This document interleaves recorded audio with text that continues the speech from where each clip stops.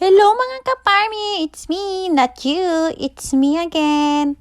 Sa bedyong ito, syempre, matutunghayan nyo ang isa sa mga gawain namin mga farmer dito sa Japan. Sa ayaw at sa gusto nyo, panoorin nyo to sa pilitan.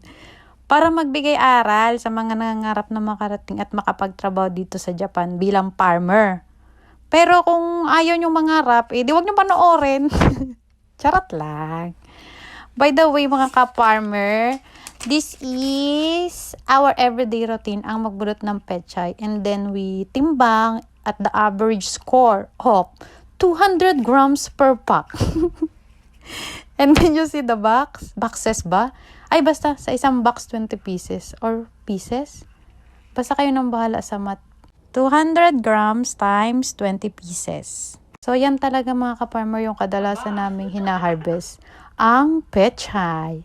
Madami pang kaming gulay, pero kung gusto nyo lang malaman kung anong uring nila lang sila, just share, like, and subscribe.